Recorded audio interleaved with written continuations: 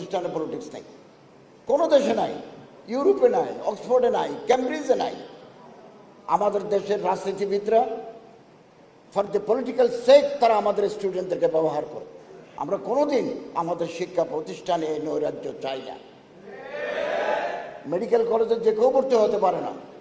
Chittagong medical কলেজে এক ছাত্র আর এক গ্রুপের ছাত্রকে মেরে মাথার যে খুলি স্কাল এটা ভেঙে দিয়েছে। তারপরে ব্যান্ডেজ করে উপরে লেখা আছে হাত দিয়েন না, মাথায় হাট নাই, হাড্ডি নাই। কি আমাদের এই শিক্ষা প্রতিষ্ঠানে স্টুডেন্ট পলিটিক্স নামের দুর্বৃত্তপনা বন্ধ করে দিতে হবে। এবং আমি ঢাকা আলিয়ায় ছাত্র সংঘাত হয়েছে, তারিখ আপনি আপকো দোহরাতি হ্যায়, হিস্ট্রি রিপিটস ইটসেলফ। আমরা কোনোদিন কামনা করি নাই ঢাকা আলিয়ায় দুই গ্রুপের স্টুডেন্টের ভিতরে সংঘাত হবে, হয়েছে এ ঢাকা আলিয়ায়। এগুলোর পুনরাবৃত্তি আমরা আগামী দিনে চাই না। 4 নম্বর কথা হচ্ছে যে অতি আধুনিক সাবজেক্টের ভারে ভারাক্রান্ত হয়ে মাদ্রাসা শিক্ষার যে ঐতিহ্য, কোরআন, হাদিস, তারিখে ইসলাম, মুকারানাতুল আদিয়ান, আর লুগা আল আরবিয়া ওয়াল আদব, এগুলো কোণঠাসা হয়ে গেছে আধুনিক সাবজেক্টের ঠেলা। এরপরে আবার বিজনেস ফ্যাকাল্টি ঢুকে যাচ্ছে। আমরা আধুনিক শিক্ষা গ্রহণ করব, কিন্তু মাদ্রাসা শিক্ষা হচ্ছে স্পেশালাইজড এডুকেশন। ঢাকা মেডিকেল কলেজে যারা পড়ে তারা কি পলিটিক্যাল সায়েন্স পড়ে? কোনোদিন পড়ে না। বুয়েটে যারা পড়ে তারা কি ইকোনমিক্স পড়ে? মাদ্রাসা হচ্ছে যে আলেম তৈরির কারখানা। মুতাবাহহার আলেম দ্বীন ফিল কুরআন ওয়াল হাদিস ওয়াল উসুল ওয়াল আকায়েদ ওয়াল তারিখ আল ইসলামী ওয়াল মাযাহিব আল আরবা। আমাদেরকে বারবার এগুলো চাপ দিই। এখন আমি একদিন প্রফেসর শামসুল আলম সাহেবের বক্তব্য শুনেছি, মাদ্রাসা বোর্ডের চেয়ারম্যান মহোদয়ের বক্তব্য শুনেছি একটা অনুষ্ঠানে। আমি হতবাক হয়ে গেছি। আমি কামিল পাস করার পরে, এমএ পাস করার পরে 4 বছর একটা আলিয়া মাদ্রাসার প্রভাষক ছিলাম। এরপরে আমি কলেজে 26 বছর, এরপরে ইন্টারন্যাশনাল ইসলাম ইউনিভার্সিটিতে 2 বছর। এক শব্দ আরবি জানে না। তাহলে হুজুর কাকে বলে? হুজুর মানে টুপি, হুজুর মানে লম্বা দাড়ি, হুজুর মানে কুর্তা, হুজুর মানে আরবি। তোর মনে হয় তো আরবি জানেন না। বিলকুল। আমি এখানে দায়িত্বশীল ব্যক্তিরা আছেন, মাদ্রাসা বোর্ডের চেয়ারম্যান আছেন, কারিগরি বোর্ডের সচিব আছেন, আলিয়া মাদ্রাসার প্রিন্সিপাল মহোদয় আছেন, মাননীয় উপদেষ্টা আছেন, ভাইস চ্যান্সেলর মহোদয় আছেন। আরবির উপর আমরা জোর দিই। আল আরবিয়া হিয়া লুগাতুল কোরআন ও লুগাতুল হাদিস।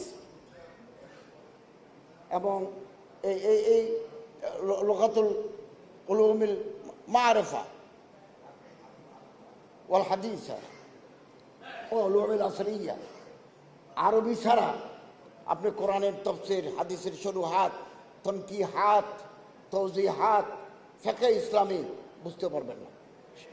মাদ্রাসার ছাত্রদের জন্য সারা পৃথিবীতে স্কলারশিপ নিয়ে ইউনিভার্সিটিগুলো বসে আছে।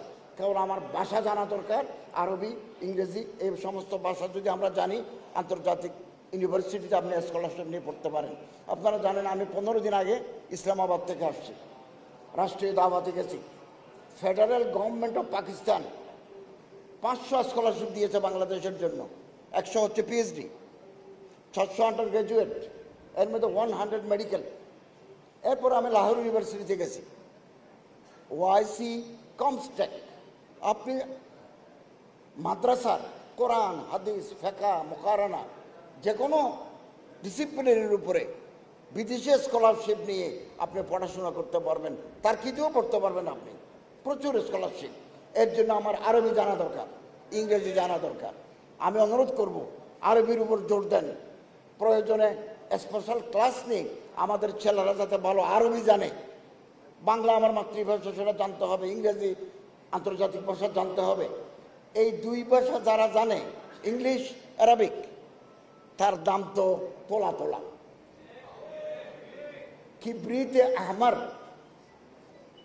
এক প্রকার লাল গন্ধক, নায়াব নেই, কামিয়াব জরুর, পাওয়া যায় না এমন নয়, তবে দুষ্প্রাপ্য। তো আমি এই ঢাকা আলিয়ার প্রতি আমাদের অসম্ভব মোহাব্বত, অসম্ভব আকিদত। ঢাকা আলিয়া যুগ যুগ ধরে এই সমাজ, এই রাষ্ট্র গঠনে গুরুত্বপূর্ণ ভূমিকা পালন করেছে, আগামী দিনেও তারা পালন করে যাবে, এটা আমাদের প্রত্যাশা। আপনাদের এই উদ্যোগকে, এই প্রতিষ্ঠা বার্ষিকীতে আসতে পারলাম। 250 বছরের যে ঐতিহ্য আপনারা লালন করেন, এটা আমাদের উজ্জ্বল ভূমিকা আগামী দিনে পালন করবে এবং এখান থেকেই একটা ঐক্যের বাতাবরণ, ঐক্যের একটা বাণী সমাজে ছড়িয়ে পড়বে। আমরা আর কতদিন বিচ্ছিন্ন বিক্ষিপ্ত থাকব? In spite of our petty differences, we must be united under the banner of কালেমায়ে Taiyaba.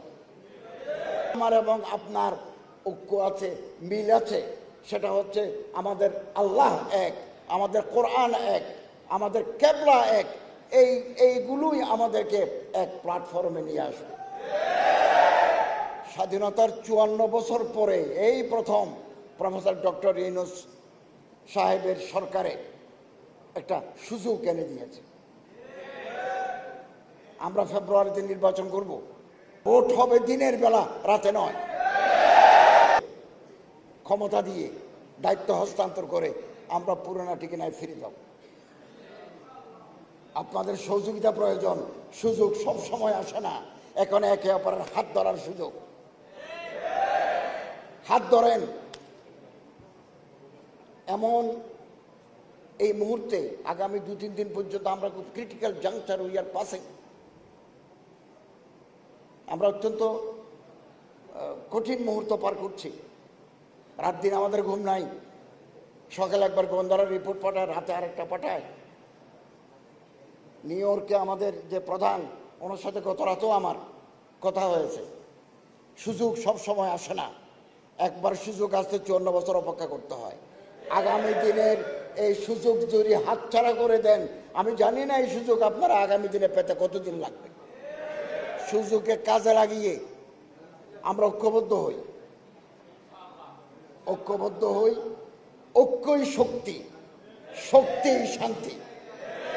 আমরা যদি ইন স্পাইট অফ ডিফারেন্সেস আমরা যদি কাছাকাছি আসতে পারি, থাক না একতলাফ থাকবে, ইত্তেফাক মাল ইখতিলাফ, পূর্ব দিগন্তে নতুন সূর্য উঠবে, মন্যতায় ভুগবো না। আল্লামা ইকবাল রহমতুল্লাহ আলাইহি বলেন, না উম্मीद नहीं आई इकबाल अपने किश्ते वैरा से, जरा नुम है तो ये मिट्टी बड़े जरखाए है साकी। আমাদের যে পিঠে আছে, বহুদিন যাবৎ সেখানে গাছ গজায় নাই, ফুল ফুটে নাই। একটু পানি দিতে পারলে, যারা নুম হোক, একটু সিক্ত করে দিতে পারলে, ত্যাগ ঐক্য একটু ভিজিয়ে দিতে পারলে নতুন ফুল ফুটবে, নতুন গাছ উদ্গত হবে। যারা নুম হ্যায় তো ये मिट्टी बड़े जरखाए है साखे। আমি আপনাদেরকে আবার অভিনন্দন জানাই। আমার ব্রাহ্মণবাড়িয়ায় 2-3টা প্রোগ্রাম আছে। আমি শেষ পর্যন্ত থাকলে আপনাদের মূল্যবান বক্তব্য, প্রবন্ধ, মাননীয় উপদেষ্টা মহোদয়ের সুন্দর বক্তব্য শুনতে পারতাম, কিন্তু আমি ক্ষমা চাচ্ছি, আমার আরও 2-3টা প্রোগ্রাম থাকার কারণে আমার আগেভাগে চলে যেতে হচ্ছে। আল্লাহ আমাদের সবাইকে মঞ্জিলে মকসুদে পৌঁছার তৌফিক দান করুন। আমিন ওয়া আখিরু দাওয়ানা আলহামদুলিল্লাহ।